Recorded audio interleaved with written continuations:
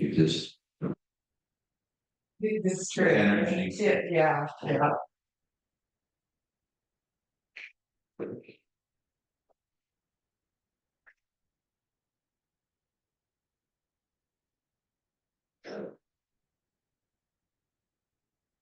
Is there anybody you want to sit next to on the exam? I can tell Gary. Actually, he's surrounded.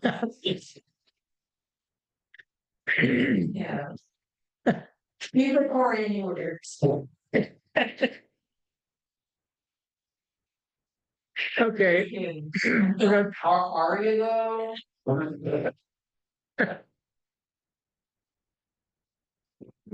We're going to talk about some weird antennas. And no, a beverage antenna is not made out of Coca-Cola cans. It's actually a receive-only antenna. It's a long wire. It's a directional antenna with the same gain as a dipole. So there's no advantage. I think the big advantage is it's much more directional. And turns out if you're looking at doing things on 160 or 80, gain isn't the problem, it's noise. And this one actually performed better in a noisy environment, which is why some people use it. I actually don't know anybody. Anybody here tried one? No.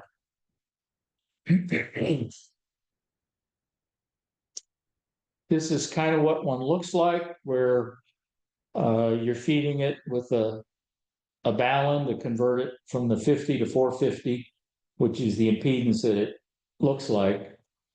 And this is one where, kind of like the rhombic, where you terminate it in a resistor, which is one of the reasons why it doesn't make a transmitting antenna, because you'd be looking for a very large, high power resistor as a load. And it does require kind of a ground plane of radials under it. And at that particular height, I think that's what, with the sufficient ground plane, that's what gives it the 450 ohms. So you can match it fairly easily. When constructing a beverage antenna, which of the following factors should be included in the design to achieve good performance at the desired frequency?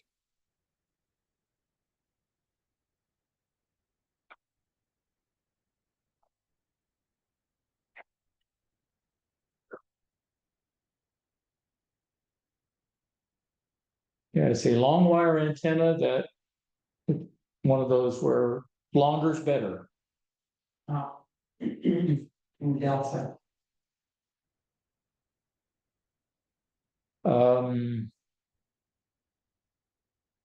It is very directional. With the termination resistor, it behaves like the rhombic, so you get directionality along the antenna. It's a broadside to the antenna.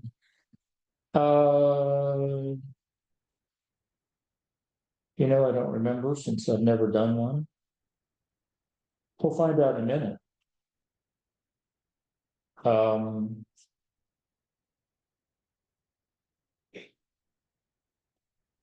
I think it should be along. What is the function of a beverage antenna's termination resistor? I think that answers my question, because if it's absorbing signals from the reverse direction, then the forward direction is trying to the wire.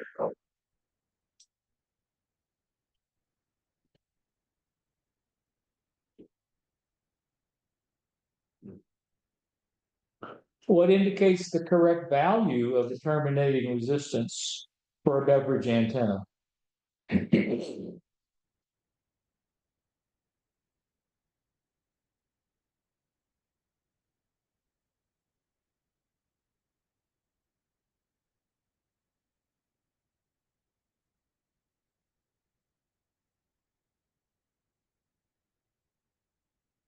What can you throw out? Grow out the low angle. Okay, what about Charlie? So Because it's receiving antenna, you're not gonna have much current. that's gonna be A. Right? Wait a minute. It'd be Do delta. you, since it's a receiving antenna, do you care about the feed point DC resistance? Delta. So it must be, Minimum variation. uh. There's more stuff about atmospheric noise where you care more about the noise effect than the gain.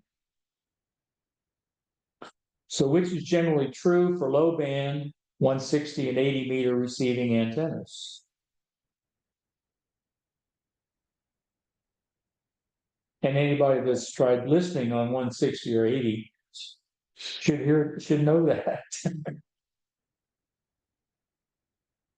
Noise floor is quite high. So alpha.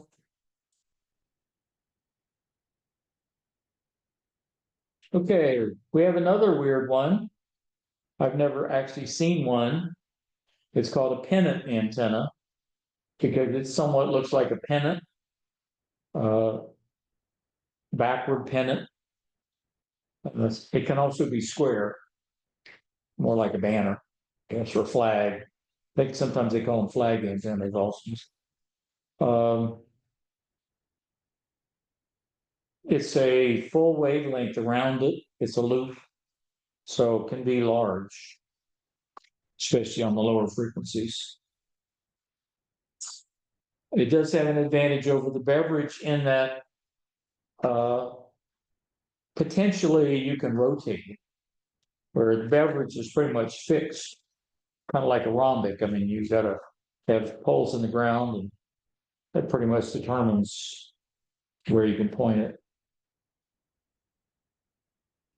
Here's a couple pictures where you're feeding it through a matching transformer, and it's got another termination resistor, which is why it's a receiving antenna. And it's either this pennant shape or the flag shape.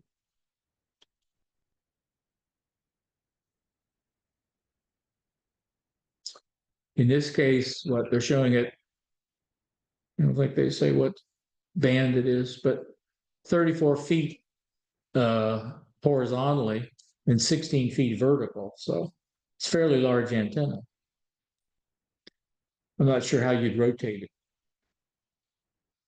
What type of radiation pattern is created by a single terminated loop such as a pennant antenna? Ooh, we didn't talk about that. That's what I was thinking too. I don't remember seeing that. Oh, I left something out. Well, that'll be a surprise. What do you think it is? I don't think I know what it is. I know exactly what this is. I'm taking the books. Take his answer. It's one of the four, right? Well, it is definitely, you have a 25% chance of being accurate. Well, let's see. I'm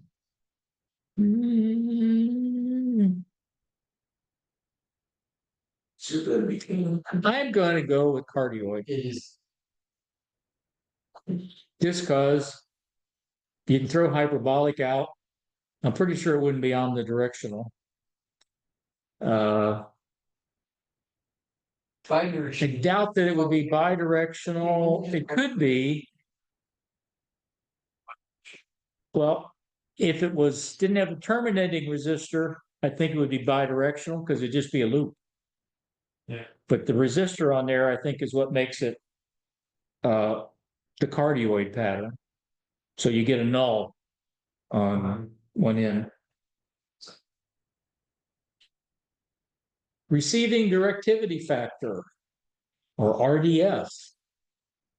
I've only heard about this in the exam pool. It's the ratio of forward gain to average gain. over the hemisphere of which the antenna is pointing. Since it's not in free space, it's only a hemisphere, it's not a full sphere. And it's considered a measure of how well the antenna works. The pennant antenna supposedly has got a 7.5 dB RDF. The beverage is 8.6. So the beverage is supposedly better than the pennant as far as a receiving antenna. So just remember, it's the ratio of the forward gain to the average gain. So if it's got a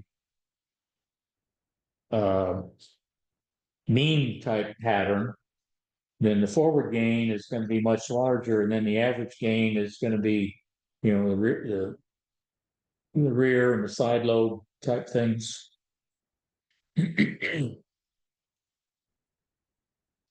Oh, and this is a chart showing a bunch of different factors for different types of antennas, getting all the way up to 14 to 16 if you got 3 broadside beverages antennas tied together. It takes 5 to 20 acres to do that. Then my age word.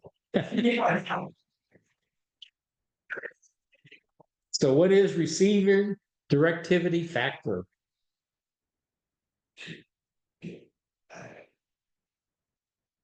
Ratio of forward gain to your average gain. Is it? D.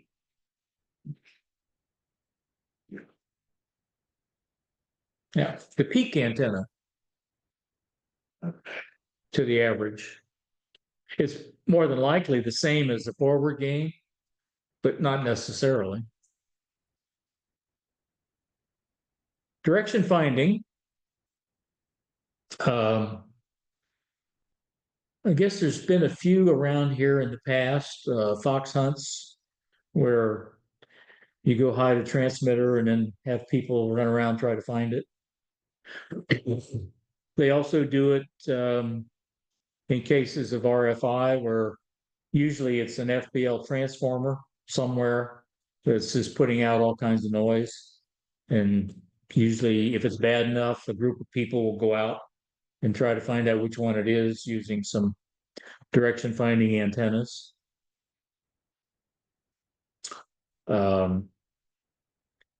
They used to use a lot of loop antennas, but like I said before, it has the problem of having, as far as direction, it's got 2 directions. You don't know if you get picking up the signal, is it here or is it back there? Which is why something like the cardioid type, you just look for the null, and then it has to be that direction. Where in the other ones, you got to triangulate, usually you need 2, and you figure out where the 2 cross. So if they're going this way, it's got to be there, not back there. The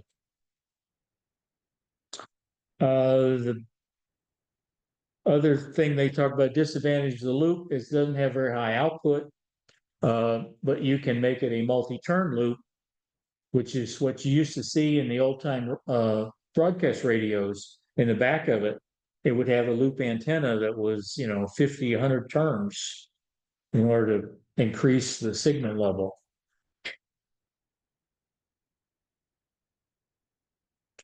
What challenge is presented by a small wire loop antenna for direction finding?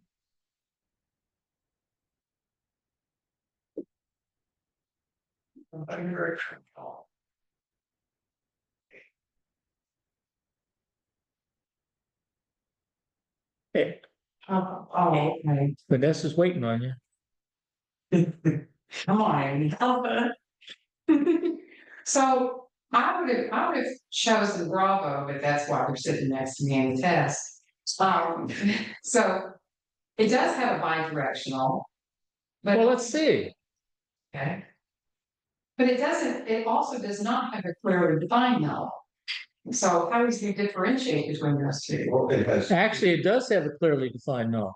Because his two, right, It has, okay, we did make that. it has a beam this way, but 90 degrees are nulls, Okay, very but good. it's got two. Yes, yes. So it's still the same issue. Which one's the right one? Right. How can the output voltage of a multi-turn receiving loop antenna be increased?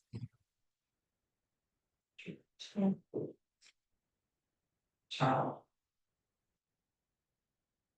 Charlie sounds good. More turns, bigger loop. No. I don't know about this one, but it seems to be true. Okay. People, in essence, put a Faraday shield around the loop to offset any capacitive coupling from other things around. I definitely know they do this for metal detectors. If you ever see the antenna in the metal detector, it'll be a loop where the actual wire is inside of a tube, which is grounded. Apparently they do the same kind of thing for some of the direction finding antennas. And if you've seen a magnetic loop, it's kind of built the same way, where it's a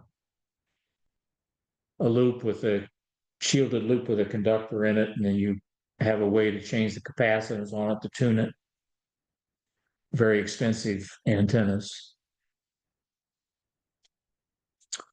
So that's what one looks like, kind of a home built type, where they did it in 1/2-inch copper tubing and ran a 14 gauge wire. They don't quite understand the circular distances against the wall. I think they're trying to say that it's separated somehow. It would have to be isolated. Might be a British chart. They have a funny way of describing things. So what's an advantage of placing a grounded electrostatic shield around a small loop direction finding antenna?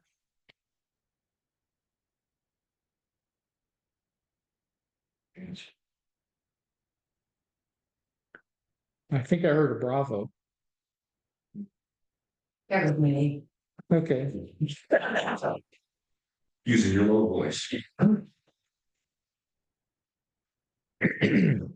Sometimes they help. You had what's called a sense antenna. Add a little vertical antenna, and it becomes kind of a phasing effect where you can modify the pattern and essentially convert it into a cardioid type pattern.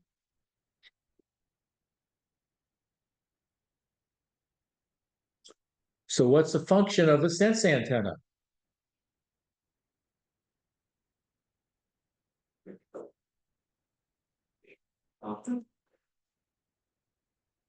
You're agreeing with Amy? Yeah. Good job. Of course, the other way to do it is actually build the antenna with a cardioid pattern.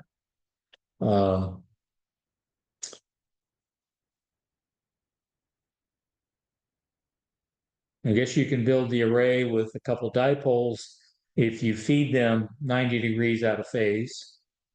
Similar to what we talked about the verticals, where it was quarter wavelength apart, 90 degrees out of phase, and you had the cardioid pattern. The advantage of the cardioid is that you can have a very sharp null pattern. And the rest of the pattern is almost omnidirectional until it gets around, and then you got this really sharp null. So you see about the same signal anywhere around until you get to the null, and then it goes away.